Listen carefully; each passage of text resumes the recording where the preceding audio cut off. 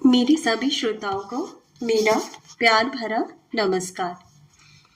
आज मैं आपके लिए लाई हूँ हिंदी की प्रसिद्ध साहित्यकार मैत्रेय पुष्पा जी की लिखी हुई एक कहानी जिसका शीर्षक है तुम किसकी हो बिन्नी। तो प्रस्तुत है कहानी तुम किसकी हो बिन्नी। आज पापा चले गए। सुबह के धुंधलके में ही तैयार हो गए थे पापा। बिन्नी भी तभी उठ गई थी, दादी के साथ ही। वैसे बिन्नी का मन था कि पापा रुके, पर वे छुट्टी ही नहीं लाए थे।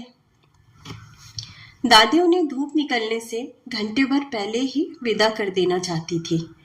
गर्मी की लू लपट में सफर करना दादी को अच्छा नहीं लगता। सवेरे ठंडे में ही निकल जाइयो गोपाल, वे रात को पापा से कहकर सोई थी। बिन्नी और दादी पापा को फराश के पेड़ों तक छोड़ आए। वहां खड़े होकर भी दादी ने पापा से कितनी ही बातें की थी। बिन्नी तो दगड़े के ठंडे रेस से एड़ी पर घूम घूम कर पांव के अंगूठे से गोले बनाती रही। गोलाकार वृत्त जैसे वह अपनी कॉपी पर प्रकार से बनाती है, ठीक वैसे ही। पापा आगे बढ़ गए। दादी देर तक खड़ी देखती रही। जैसे जैसे पापा दूर होते जाते दादी की आंखें और सिकुड़ती जाती, तीखी दृष्टि से पापा को पिछियाती सी। पापा पेड़ों की सघनता के पीछे पूरी तरह ओझल हो गए। तब दादी लौटने लगी। दादी, पापा के साथ मुझे क्यों नहीं भेजा? बिन्नी ने अपने मन में घुमड़ता प्रश्न दादी से पूछ लिया। तेरी पढ़ाई मारी जाती बेटा, कहकर दादी उसी गति से रेत भरे दगड़े में बिन्नी को आगे करके चलती रही। संपूर्ण उत्तर नहीं लगा बिन्नी को। उस बीच दादी रुआसी सी हो उठी। एक अनबूझ वेदना झुर्री भरे मुख पर अनायासी तिराई। दादी सच कहना नहीं चाहती थी या माँ बेटी के बीच स्नेह तंतुओं को जोड़े गांठे रखने के भरसक प्रयत्न में जुटी थी। बिन्नी जब गांव आई तो उसका यहाँ मन नहीं लगा। हर समय उखड़ी उखड़ी सी रहती। दादी ने कितने यत्न किए थे बिन्नी को सुख से रखने के।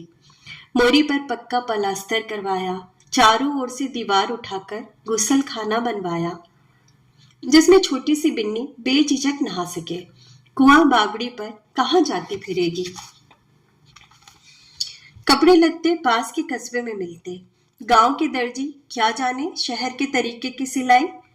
वे बिन्नी को बाजार हाट साथ ले जाती, कपड़ा पसंद करवाती और उसकी पुरानी फ्रॉक सूट दिखाकर दर्जी को घंटों समझाती। मनोहर दर्जी उन्हें बार बार आश्वस्त करता, अम्मा जी चिंता मत करो, लंबरदार की पढ़ी लिखी लड़कियन के कपड़ा मैं ही बनाए रही हूँ बरसों से। मगना जल्दी ही बिन्नी की सखी बन गई। दादी ही बुला लाई थी उसे। फिर तो दोनों पक्की सहेलियां हो गई। खेलती बतियाती, काम करती, पढ़ती। दादी, मेरी माँ सौतेली है? रात को दादी के पास सोते समय बिन्नी ने अनायासी पूछा। चल, किसने कही ये बात तुझसे? मगना ने। झूठी है मगना। मगना कहती है तेरी माँ डायन है, पेट में ही बच्चों को मार डालती है। दादी का चेहरा रात के अंधियारे में सफेद फक पड़ गया। सुन्न हो गई एक पल को। फिर बिन्नी के बालों में उंगली से कुछ टटोलती रही देर तक। तो मगना के संग मत रहो करे। बेआधार सी बातें कहकर वे चुप पड़ी रही। बिन्नी अपनी बुआ के साथ कुएं पर गई थी शुरू शुरू में। तब भी क्या क्या कहा था सबने। चलो अच्छो है, बुढ़िया को मन लगो रहेगो। वहां तीन तीन जुड़ गई। एक यहां से ही रस्सी को बड़े बड़े गोलों में लपेटते एक औरत कह रही थी। अरे ये बात नाय का करे बेचारी। शहर में तो 3 बच्चों का ही हुक्म है। अब इसे यहाँ ना भेजते तो चौथा कैसा करेंगे? पीली साड़ी वाली ने बोलकर 2 गागर सिर पर धर ली और अपने रास्ते चली गई। कै बार तो उसकी माँ ने दरब गिराए है दूरबीन से दिखवाई के, छोरी निकरी सो गिरवाई दे, कसाइन है निरी। बिन्नी की समझ में कुछ नहीं आया, लेकिन बुआ बहुत लड़ी। कुएं पर ही अपनी भाभी के लिए वैसे शब्द सहन नहीं कर पाई। बताओ ना बुआ, क्या कहा उन्होंने? तुम क्यों लड़ी इतना? मम्मी कसाइन है, क्या कहा इसलिए? बिन्नी रास्ते पर बुआ से पूछते आई। उसी रात बुआ ने सारी बात बता दी बिन्नी को। दादी बहुत नाराज हुई। माँ बेटी का कलेजा फटवा रही है तू। आज नहीं तो कल जान जाएगी। तुम नहीं बताओगे तो मोहल्ला पड़ोस की बता देंगे। कहाँ तक छिपाओगे अम्मा? बुआ कुएं से खिसियाई हुई आई थी। वे अपने आवेग पर अंकुश नहीं रख पाई। सारी कथा बिन्नी से कह दी। उस दिन मम्मी डॉक्टर अग्रवाल के क्लिनिक से निकलते हुए कैसी खुश थी, उमंगों से ओत-प्रोत। उनका फीटस टेस्ट हुआ था और रिपोर्ट मिली थी, जिससे उन्हें पता चला कि अब की बार वे बेटे को जन्म देंगी। 2 बेटियों के पश्चात उनके गर्भ में पुत्र पल रहा है। सोचते ही वे गर्वित हो उठी, मुख दिपदिपा उठा। अपूर्व सुख के साथ साथ एक मुक्ति भाव भी जागा था मन के भीतर कि बस अब आगे और नहीं, झंझट खत्म। गुड़िया के जन्म की तो उन्होंने खुशी से स्वीकार कर लिया था। पहलोटी की बेटा बेटी कुछ भी सही, फिर भी पहले पहल लड़का हो जाए तो फिर चिंता नहीं रहती। यह अनी मन में कहीं चुभी जरूर रह गई। उसके बाद अंजू। बुआ बताती है कि अंजू के जन्म पर घर में गहरी उदासी छा गई थी। सभी दुखी हुए थे, पापा, दादी और मम्मी। मम्मी तो 2 दिन तक कुछ खा नहीं सकी। मन कैसा मुरझाए फूल सा कुंद पड़ गया था। नर्स के कुछ बोल तुषार से गिरे थे। मिसेस गुप्ता बेटी हुई है, कांग्रेचुलेशंस, बधाई हो। अस्पताल में मम्मी के मिलने देखने वाले विरक्त भाव से आए। सुख दुखे समय कृत्वा जैसा भाव लेकर मम्मी पापा पर ढालते हुए दादी कुछ पलों को विचलित हुई और बेधड़क बोल उठी, एक और डिग्री धर गई मेरे गोपाल पे।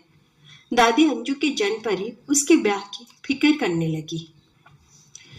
कंकड़ सा बोल फेंक कर दादी फिर नीति की बात पर आ गई। काहे को अन्य जल त्यागे परिहरी आरती, भगवान की देन है। बेटी बेटा सब एक ही ठौर के हैं, फिर हो जाओ पूत। कन्या परमेश्वरी से दुखियावे मत। ऐसी बातें कहकर मम्मी को वे पुत्री जन्म के दुख से उबार रही थी। दादी की बात या अपने मन को दोष। मम्मी ने कुछ दिन खिन्न रहकर अंजू को अपना लिया, पालन पोषण में जुट गई। पर अधिक दिन प्रतीक्षा नहीं हो पाई उनसे। अंजू साल भर की भी नहीं थी कि वे फिर गर्भवती हुई। बेटे की आस में साहस तो कर लिया, लेकिन मन की परतों में डर का विषैला भाव फैलता जा रहा था। कहीं लड़की हुई तो? 3 बेटियों की कल्पना मां से ही दहल उठी। संपूर्ण शरीर एक एक पल को थरथरा उठा। रात में नींद कम आने लगी। कमरे में लगी गदगदे बच्ची की तस्वीर में जब उन्हें लड़का दिखता तो कलेजा हुलस उठता, लेकिन लड़की वे भयाक्रांत हो उठती। माथे पर पसीने की बूंदें छलक आती। और तब उबार लिया था डॉक्टर अग्रवाल ने। हाँ, इन्हीं डॉक्टर अग्रवाल ने। उन्होंने टेस्ट किया था उस बार और अपनी रिपोर्ट में साफ लिख दिया था कि मम्मी के गर्भ में फीमेल चाइल्ड है, लड़की का जन्म होगा। सुनते ही उनके सिर में घुमेर उठी कि पांव के नीचे का फर्श घूमने लगा। कमरे की छत गोल हुई जा रही थी। पापा ने थाम लिया मम्मी को। साथ ही डॉक्टर अग्रवाल ने गर्भपात कराने की जगह का भी नाम लिख दिया, यदि इच्छा हो तो। उनका तथा गर्भपात क्लिनिक का आपस में साझा रहता है ना, इसलिए एक दिन भी व्यर्थ नहीं जाने दिया मम्मी ने। दूसरे ही दिन होने वाली बेटी से मुक्ति पाली। बिन्नी की समझ में बुआ की बात नहीं आई। क्या हुआ बुआ? पेट में ही मार डाला तेरी बहन को, और क्या हुआ? एक बार नहीं, दूसरी बार, तीसरी बार तेरी बहने मार डाली? हाँ, बुआ ने उत्तर दिया। बिन्नी की आंखें फैल गई, देर तक फैली रही। कसाइन वाली बात सच लगी। कैसी दुष्ट थी वे उन दिनों।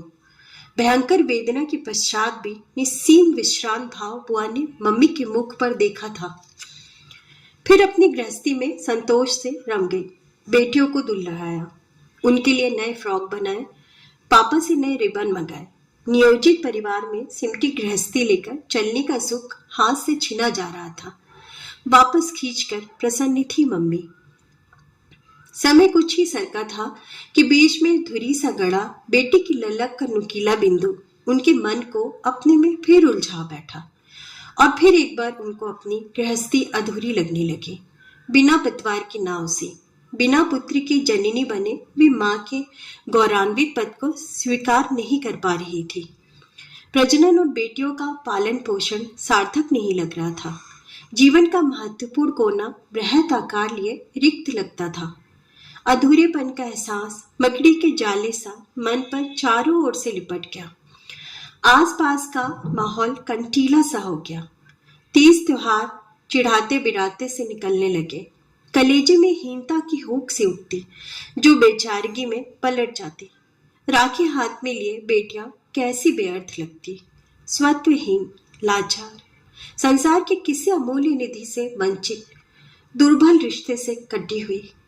नाते रिश्तेदारों और आपसी मेल जोलदारों में चर्चित यह बात उनके कलेजे को निरंतर उधेड़ती रहती कि वे बेटे को जन्म नहीं दे सकी। इसी अधूरेपन के एहसास तले दबी वे हर गली, हर मोड़ और हर उत्सव से आंखें चुराकर चलने लगी। आपसी लोगों से कतरा उठे। अपनी दुनिया का दायरा संकुचित कर लिया उन्होंने। पापा की जुटाई सुख संपदा को लोग इस एक अभाव की पैनी छुरी से पल में काटकर फेंक देते। अरे कितना ही पैसा वैभव बना रहे, पर किसके लिए? एक जीव होता तो सब सुखारत था। इन लड़कियों का ढक्कन। लेकिन हार गई मम्मी। अपनी दो बेटियों और पापा के साथ फलती फूलती बगिया को अपने ही दाएं बाएं से आते कंकड़ पत्थरों से रूंती देखकर निरस्त हो गई। और फिर इसलिए ऐसे ही कर्ण रंध्रों को कौसते वाक्यों के चाबुक की मार से आहत मुड़ पड़ी उसी राह। फिर गर्भवती, पर आज प्रसन्न थी बेहद पुत्र होने की पूर्व घोषणा पर। अम्मा जी, गुड़िया अंजू के समय तो बड़ी मिठाई खाई थी मैंने, लेकिन अब की बार, कहकर कुछ शर्मा गई। फिर स्वयं ही बोली, अब की बार खट्टा खाने को मन करता है अम्मा जी। अब की बेट तो राम सुन ही लेगो। भगवान जी की गाय थोड़ी मारी है मेरे गोपाल ने, दादी ने आश्वस्त होकर कहा। अब की बार मिट्टी को भी हाथ नहीं लगाया मैंने। अम्मा जी, मैं तो कह रही हूँ पेट की बनगत ही दूसरी है। अब क्या, एड़ी चिकनी और लाल है तेरी, मुंह पर रंगत नाय तेरे, भूसी सी उड़त रहे चेहरा पे। छोरा ही होएगो, देख ही लियो। दादी ने मन चाही बात कह दी। आरंभ से ही दादी ने ख्याल रखा। गुड़ में रखकर नारियल के बीज लगातार 7 दिन खिलाए। पीर का गंडा गांव से ले आई, जिसे बड़े मनोयोग से मम्मी ने बाह में बांध लिया। सपने में आम बैगन दिखते थे। गर्मी में 20 किलो आमों का दान किया। संतोषी माता का व्रत रखा। वैष्णो देवी की जात मानी। बिन्नी की समझ में ये बात आई कि नहीं, पर बुआ उसे सारी बातें बताती रही। बिन्नी मुख खोले और आंखें फाड़े सुनती रही। मम्मी, भैया लेकर आना। दादी के सिखाए बोल गुड़िया ने ठीक वक्त पर उगल दिए। उस समय मम्मी अस्पताल जा रही थी। उनके मन में गुड़िया के लिए अपरिमित प्यार उमड़ आया। चुंबनों की बौछारों से गुड़िया को नहला डाला। पर अंजू तुरंत बोली, मम्मी बहन लाना, मुझे तो बहन चाहिए। भाई तो मारता है, रितु का भाई मारता है ना। बहन लाना। अंजू के मुख से दूसरी बार यह वाक्य जैसे ही निकला, दादी ने चटाक से एक तमाचा उसके गाल पर जड़ दिया। बच्ची अकारण मार पर ऊंचे स्वर में रोने लगी। किसी और बात पर अंजू को दादी ने छिड़का भी होता तो वे दुर्व्यवहार पर खींच उठती। कितने ही दिनों तक अनबोला चलता। पापा को दादी के विरुद्ध भड़काती, दुश्मनी ठन जाती और दादी का यहाँ रहना दूरभर हो जाता। पापा उन्हें जल्दी ही गांव छोड़ाते। पर उस समय दादी से पूरी तरह सहमत थी मम्मी। अंजू पर क्रोधित नजर गाड़ती हुई दादी का यथाशक्ति समर्थन कर रही थी। एक थप्पड़ और लगाओ अम्मा जी, हर समय कमबख्त एक ही रटन लगाए रहती है। बहन लाना मम्मी, दो गुड़िया बगल में दबाकर सोएगी। गुड्डा लाकर दिया तो हाथ नहीं लगाया करमजली ने, एक कोने में पड़ा रहा। उठाकर मेहरी की लड़की को दे आई हत्यारी। पड़ोस की पिंकी को देखो, जब भी पूछो चट से बोलती थी, मैं तो भैया लूंगी, जैसे जीप पर सरस्वती बैठी हो। लड़का ही हुआ उसकी माँ के। पापा ने लड्डुओं का प्रबंध पहले से ही कर दिया था। बच्चे के जन्म पर वैसे ही भागदौड़ मच जाती है। 100 के नोट 10-10 के नोटों से बदल दिए ताकि आया, जमादार, नाई, धोबी की मांग पर तुरंत निपटा सके। दादी के अधरों पर 2-3 दिन पहले से ही सोहर फिसलने लगे। भय है अयोध्या में राम रानी कौशल्या के। लंबी प्रसव वेदना से गुजरी थी मम्मी। आयरन, विटामिन और पौष्टिक भोजन के जोड़ ने बच्चे को काफी बजनीला और तंदुरुस्त कर दिया था। गर्भ में 10 घंटे छटपटाते निकल गए। पापा की चिंता बढ़ती जा रही थी। वे बदहवास से इधर से उधर भागते हुए डॉक्टर भार्गव से संपर्क बनाने का प्रबंध कर रहे थे। कुछ देर पश्चात सिजेरियन बच्चा करने का निश्चय लिया डॉक्टर ने। आनंद फानन में ऑपरेशन की सारी तैयारी हो गई। लेकिन 4-6 लंबी चीखों के बाद मम्मी ने बच्चे को जन्म दे दिया। डॉक्टर भार्गव ने राहत की सांस ली। प्रसूता ने तीव्र मारक पीड़ा से मुक्ति पाई तो सभी के मन बेचैनी से निकलकर सहज हो गए और मम्मी तूफान के बाद की विश्रांति ओढ़े प्रसूति मेज पर लेटी थी। बस हो गया। डॉक्टर और नर्सों का संवेद स्वर उसके कानों ने किसी ध्वनि के रूप में पहली बार सुना। उसके बाद बच्चे का रुदन। साफ स्वच्छ करके नर्स बच्चे को नहला ले तथा वजन करके मम्मी के नाम की पट्टी शिशु के बांह पर लगा दी। डॉक्टर हाथ धोकर बाहर निकल आए। एप्रिन बदलना था। रक्त के मोटे धब्बे उनके ऊपर गिरे थे। तीखी पीरों से थकी दे सूखे सफेद होठों पर जीभ फेरती बेहद कमजोर लग रही थी मम्मी। महीनों की रुक्मी सी नर्स सफेद कपड़ों में लपेटकर रुई की पोनी की तरह बच्चे को उनके पास ले आई। वे शांत संतुष्ट निगाहों से नर्स को देखने लगी। पीड़ा से निकलकर बच्चे की मोह की स्निग्ध रेखा खिंच आई उनके चेहरे पर। वे चाहती थी नर्स जल्दी से कहे, मिसेज आरती गुप्ता, आपने बेटे को जन्म दिया है। बेटा हुआ है आपके। यही वाक्य सब दोहराए। दीवारें, छत, खिड़की, पर्दे सब यही बोले कि बेटा हुआ है। यही एक बात सुनने को उनके कान कब से तरस रहे हैं। केवल यही सुनने को जी रही है, बड़ी उत्सुक, ललायित। बेटी हुई है मिसेस आरती गुप्ता, कॉन्ग्रेचुलेशंस, मुबारक हो। यह वाक्य है, यह आवाज, क्या अप्रत्याशित बात। गूंजता स्वर हृदय की धड़कन बंद करता सा। नहीं, वे विश्वास नहीं कर सकी। नर्स का फिर दोहराना। सन्न रह गई वे। कलेजा काटता वाक्य संज्ञा शून्य करता चला जा रहा था। वे हतप्रभ सी विस्फारित नेत्रों से नर्स को देखती रही। हाथ पांवों में दम सुता जा रहा था। मुर्दनी में सामने लगी मम्मी। नर्स घबरा गई। मिसेज आरती गुप्ता, आरती। एक बार से बच्ची संभाले नर्स मम्मी को हिलाए जा रही थी। प्राण तो सुनते ही दादी के भी निकल गए। पापा विचलित हो उठे। दादी होठों में बर बर ना जाने क्या क्या बुदबुदाती रही। मम्मी होश में थी पर वे उस समय मुंह बधिर हो जाना चाहती थी। पर मन के अंदर तो अंधड़ की तरह झंझावाती हलचल मची थी। अब 3। वे यथार्थ की पहली सीढ़ी पर कदम रखते ही चीख उठी, नहीं।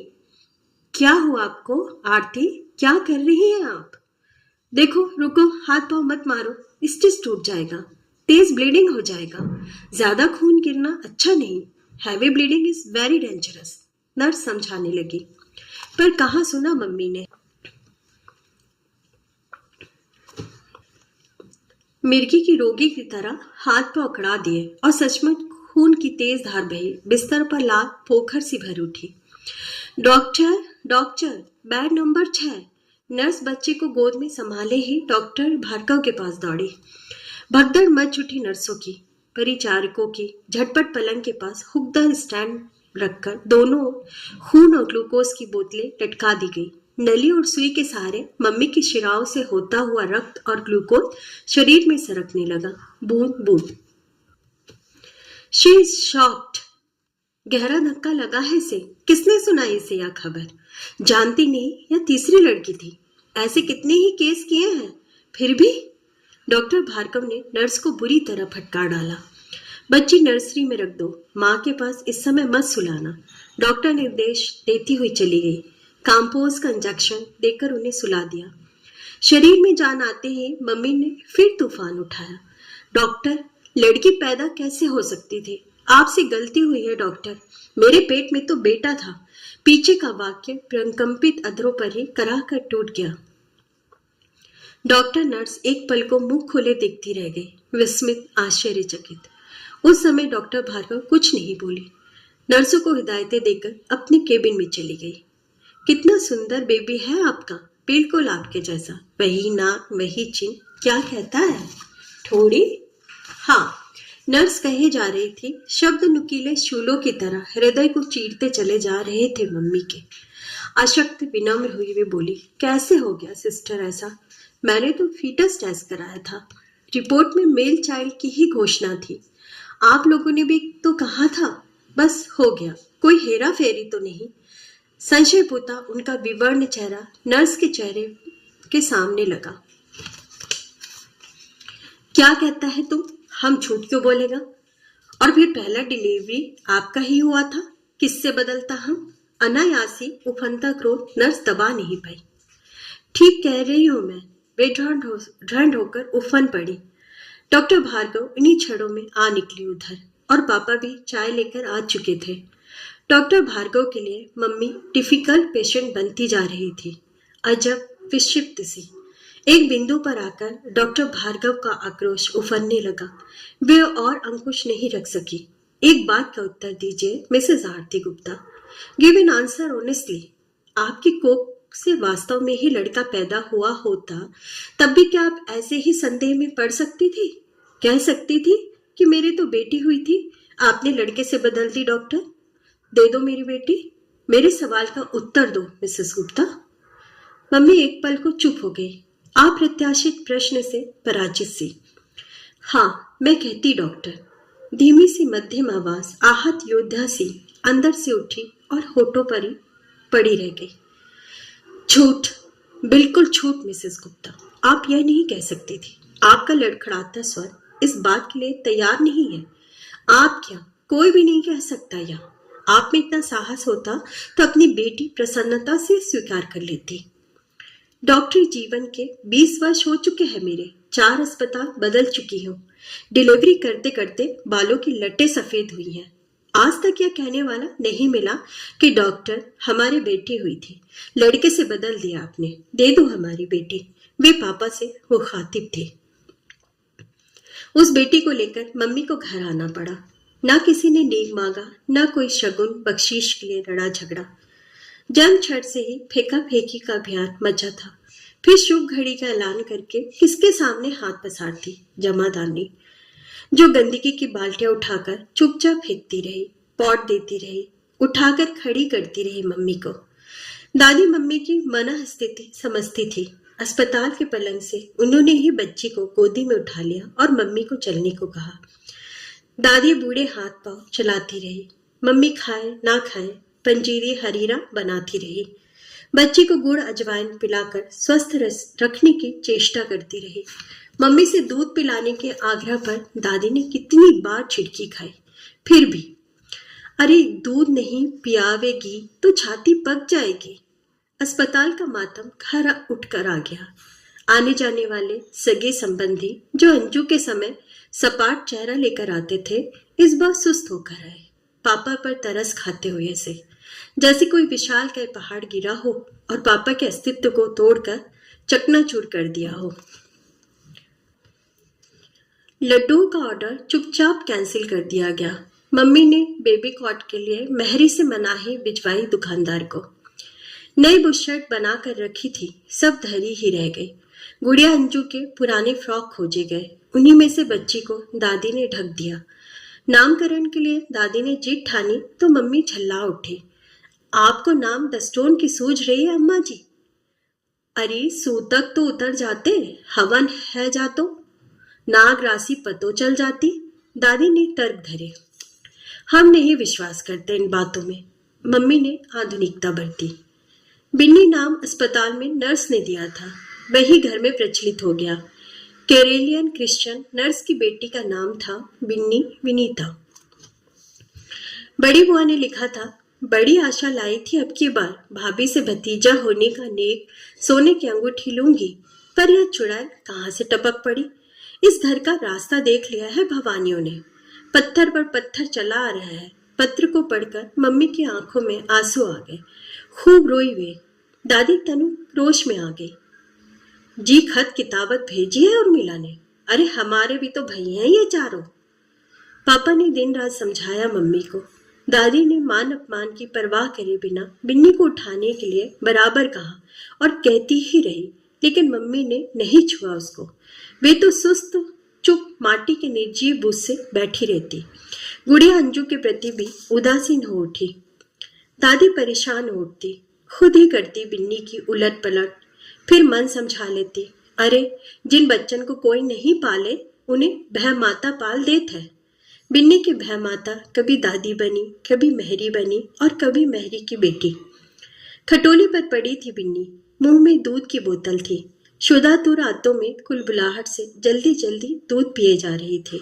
शायद गले में ज्यादा दूध चला गया, फंदा लग गया और भी खांसी का बेअंत दौरा सा पड़ा था। निपल निकल गई, आंखें उबल आई। रोते रोते खटोले से नीचे आ गिरी। जमीन से टकराकर खोपड़ी खच्च से बोली।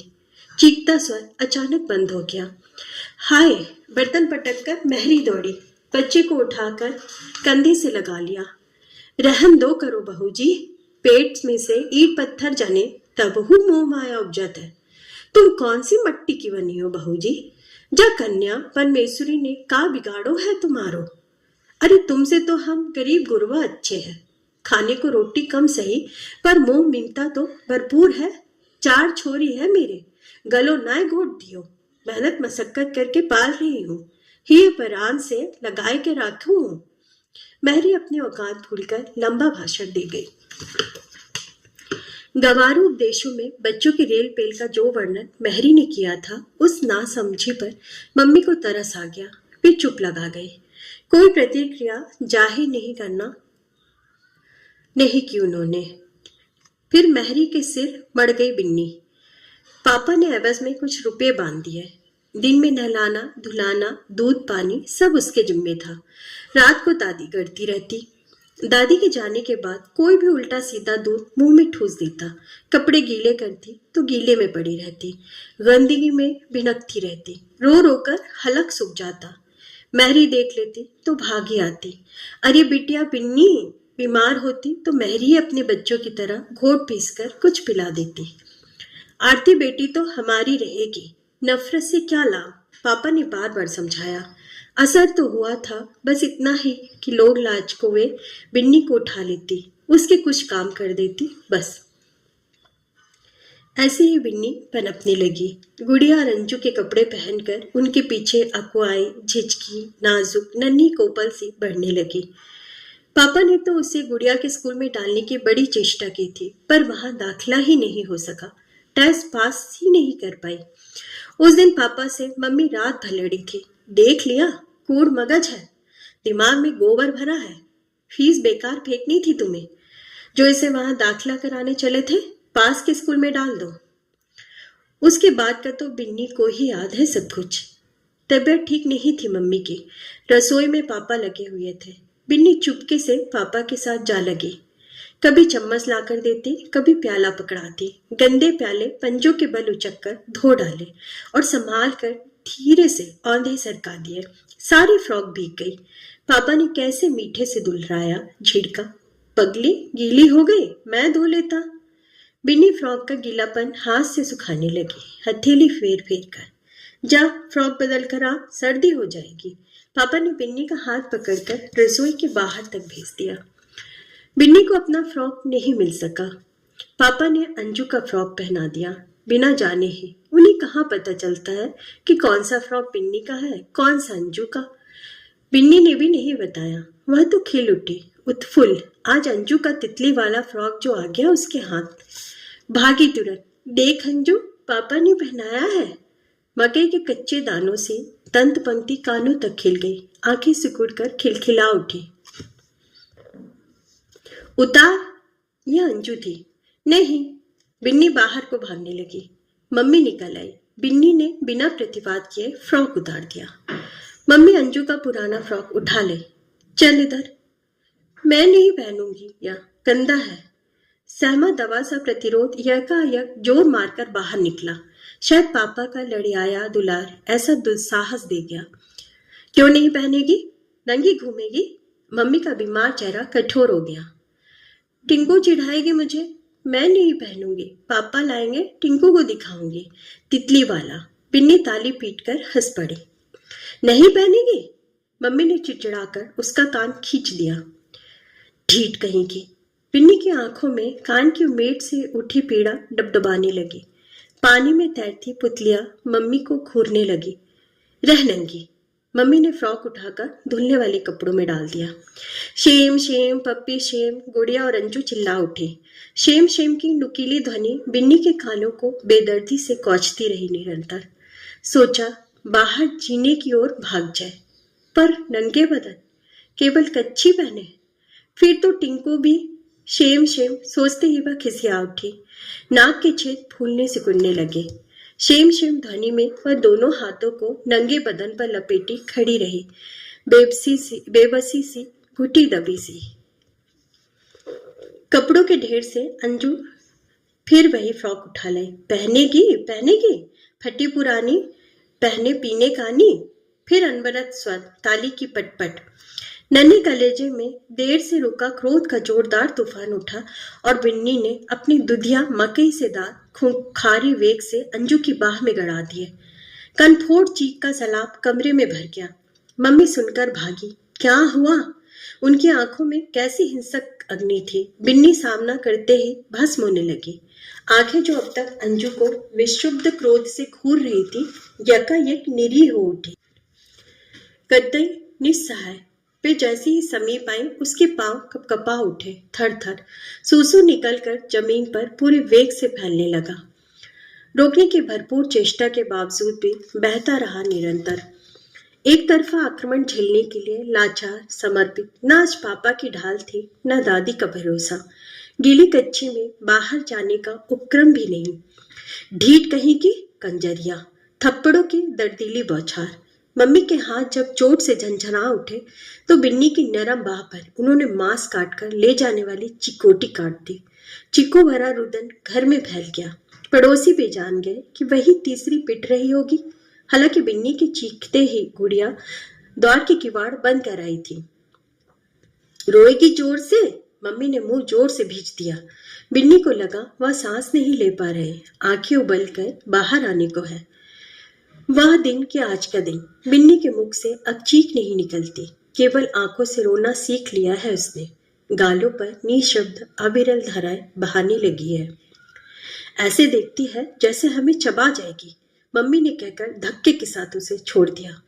पापा उसी समय आ गए। बिन्नी की दुर्दशा के बीच ही पहले तो कुछ बोल ही नहीं सके, बेबस से देखते रह गए। मम्मी की बात क्यों नहीं मानी तूने? बिन्नी को ही झिड़क कर कैसा लाचार सा पक्ष लिया था उन्होंने। पापा क्यों डरते हैं मम्मी से? इतने बड़े होकर भी मम्मी क्यों चिल्लाती है कारण ही? पुरानी फ्रॉक वह क्यों पहने?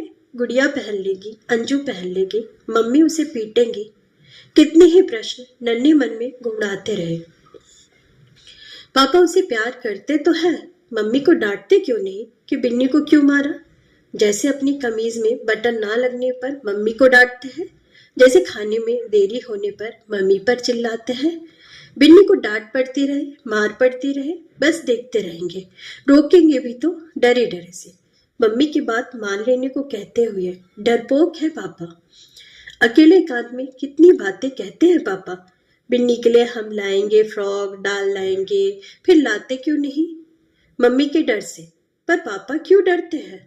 उनसे तो मम्मी प्यार करती है, पप्पी लेती है उनकी, जैसे गुड़िया अंजू की लेती है कभी कभी।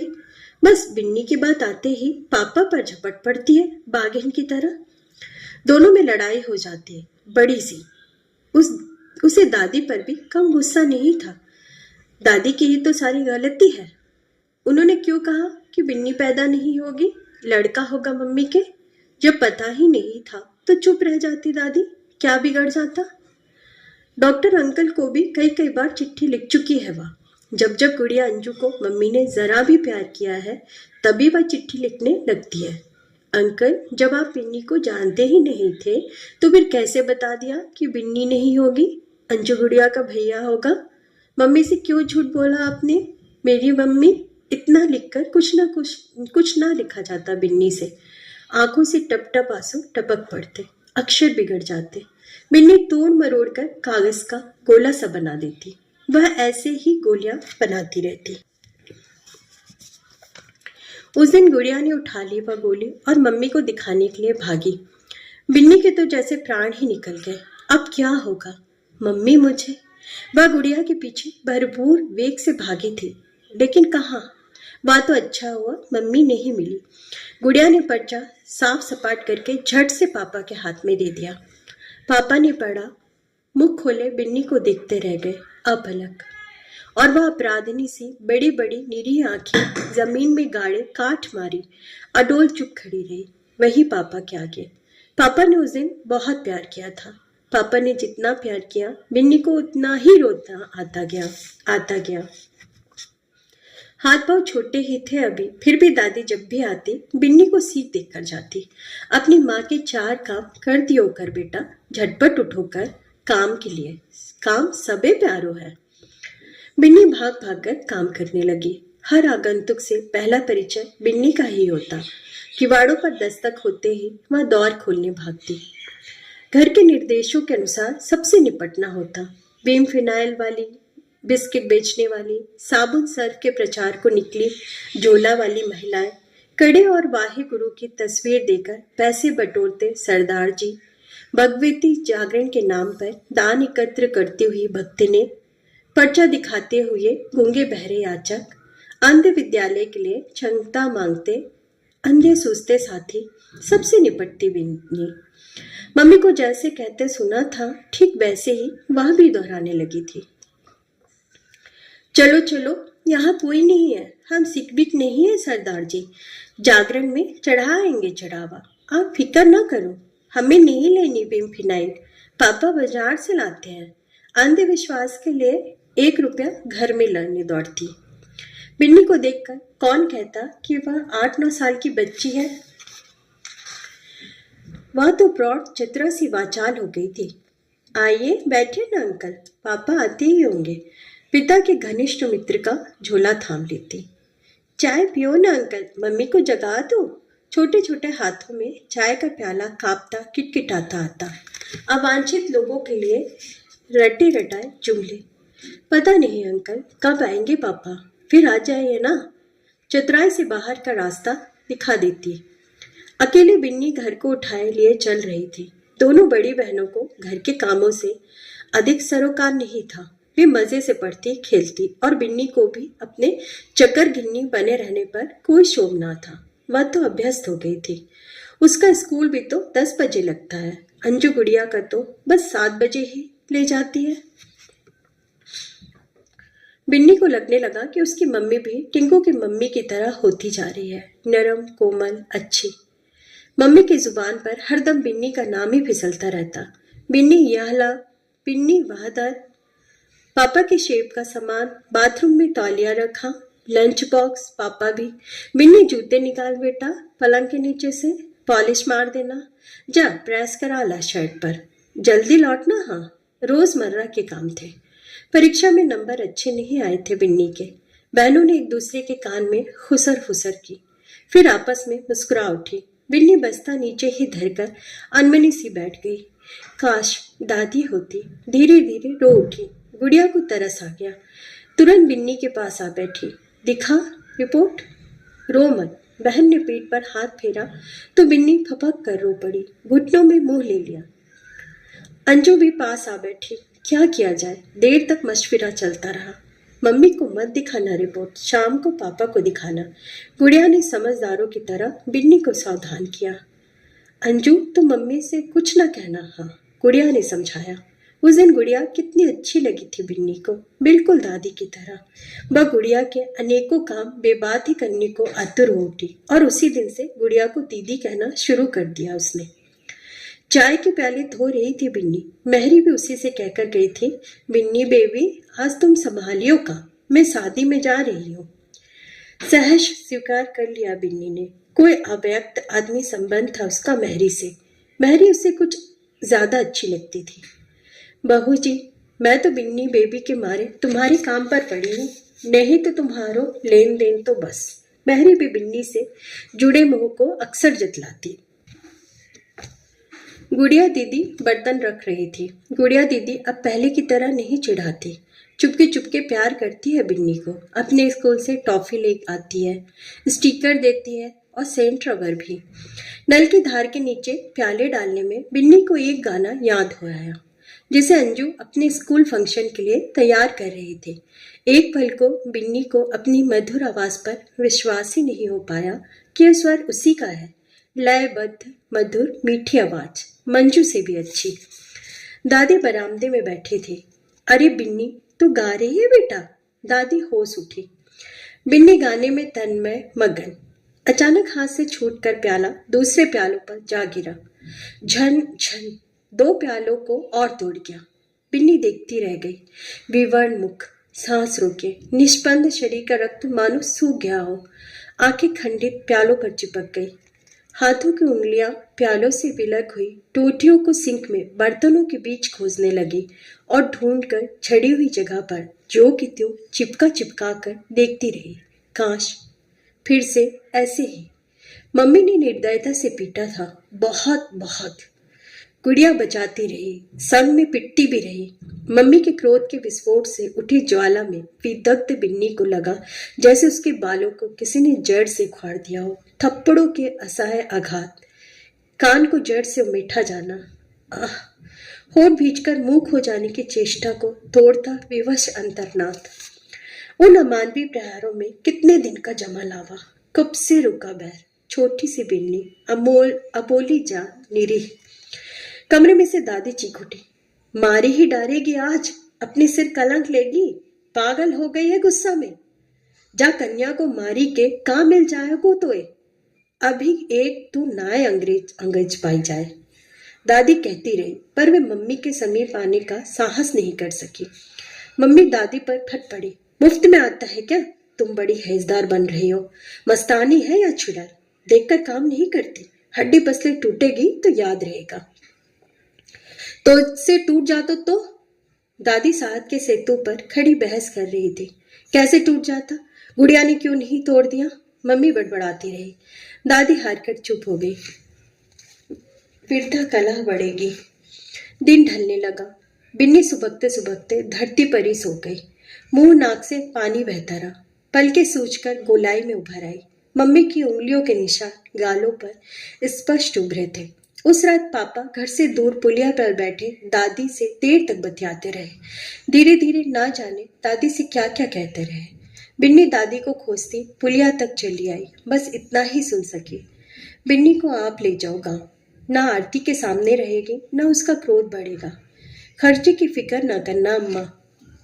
चल चुप रह। खर्चे की बात पर दादी ने पापा को जोर से छिड़क दिया। मध्यम रोशनी में बिन्नी को खड़ी देखकर पापा चुप हो गए। बातों का सिलसिला वही खत्म कर दिया।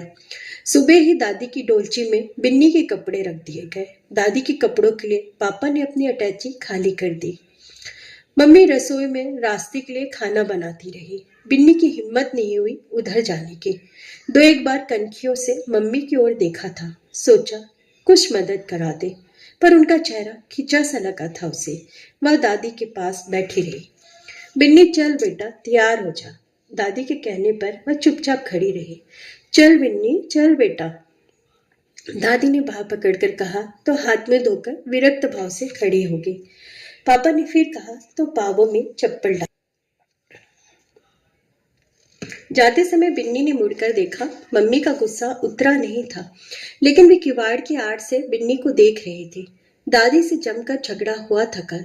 दोनों के मन में कड़वाहट का कसैला स्वाद था, करेले के जैसा, एक दूसरे से अनबोला था।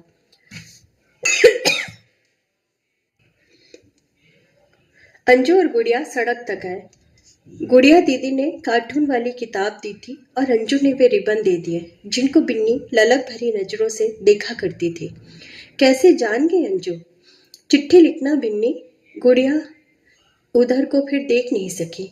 आंखें पोंछती घर की ओर चली गई। पापा स्टेशन पर गाड़ी में बैठा है। वहीं से एक सुंदर सी डॉल खरीद दी बिन्नी के लिए, पर बिन्नी क्या, अब इतनी छोटी थी, गुड़िया खेलने लायक। पापा यह जानते थे कि नहीं, लेकिन अब तक कभी नहीं दे पाए थे, इसलिए कुछ टॉफी बिस्कुट हला दी। बिन्नी, पापा ने सिर पर हाथ धरा। बिन्नी ने सिर झुका लिया। सुन सुन नाक की आवाज आती रही। गाड़ी की तीखी सीटें और पहियों के छुक छुक में सारे स्वर दब गए। इतने दिनों बाद पापा गांव आए तो बिन्नी खिल उठी। पापा, वह लिपट गई। पापा ने बिन्नी को बाहों में भर लिया। बिन्नी उमंगों में भरी फुदकती फिर रही थी, शरारती चिड़िया सी। उसने दादी के साथ सब्जी काटी, पूरियां बेली, भागकर बनिया की दुकान से बोरा ले आई, बेला भरकर मीठा दही निकाला। उसे हंसी आ रही थी। कैसे खाएंगे पापा इतने बड़े बेला में से दही? घर में तो नन्ही आंख सी कटोरियों में सब्जी रायता खाते हैं, जरा भी ज्यादा हो जाए तो। दादी ने कांसे की बड़ी सी थाली में इकट्ठे 4 पूरियां रख दी। बिन्नी सोचती रह गई, दादी भी खूब है, जानती तो है पापा नन्ही सी 3-3 रोटियां खाते हैं, फिर भी। वह हैरान थी, मुंह खोले देख रही थी। सच नहीं लगता था। पापा ने बेला मुंह से लगाकर सारा दही पी लिया। पूरी और मांगी। पानी लंबे गिलास से पीकर जोर से डकार ली। वह खिलखिलाकर हंस पड़ी। कैसे हो गए हैं पापा यहाँ आकर, बिल्कुल दादी के लड़के। मम्मी वाले पापा तो कहीं भी नहीं है। बिन्नी ने दादी के साथ रात में खाट पर बिस्तर बिछाया। दरी पर नई सफेद चादर, नया गिलाफ चढ़ा तकिया, न डल्लब का गद्दा, न फोम का तकिया, न नाइट बल्ब। कैसे सोएंगे पापा? पर पापा आराम से सो गए। कैसे अपने से लगे थे पापा? बिल्कुल बिन्नी के, किसी के भी नहीं, केवल उसके। उसी के लिए तो आए थे पापा। बिन्नी गहरी नींद में थी। अचानक आंख क्यों खुल गई जान नहीं सकी। बातें होने का आभास। दादी और पापा में गंभीर बहस छिड़ी थी, शायद उसी को लेकर। अम्मा, आरती से काम नहीं बनता, 6ठा महीना चल रहा है, बहुत कमजोर हो गई। दादी ने निश्वास भरा हुंकार किया। अम्मा, अपनी मम्मी के लिए बिन्नी में मोह माया ज्यादा ही है, इतना उन दोनों में नहीं। उन्हें तो जब से पता चला है कि घर में नया बच्चा, तब से दोनों लड़कियां भी माँ की दुश्मन हो गई, मुंह से बात नहीं करती। देखा था अम्मा, माँ के इशारे पर कैसे नाचती फिरती थी बिन्नी, सारा काम उठा लेती थी। बेटा गोपाल, बिन्नी तेरी बेटी है, तेरो हक है पूरो। पर मैंने यहाँ आके जे स्कूल में दाखिल कर दी, बड़ी होशियार है, अव्वल आई है छिमाई में। इसकी साल बर्बाद है जाएगी बेटा, अब इसे मेरी रहन दे। सो जा तू, सवेरे जानो हो तो ही। आप सबका कहानी सुनने के लिए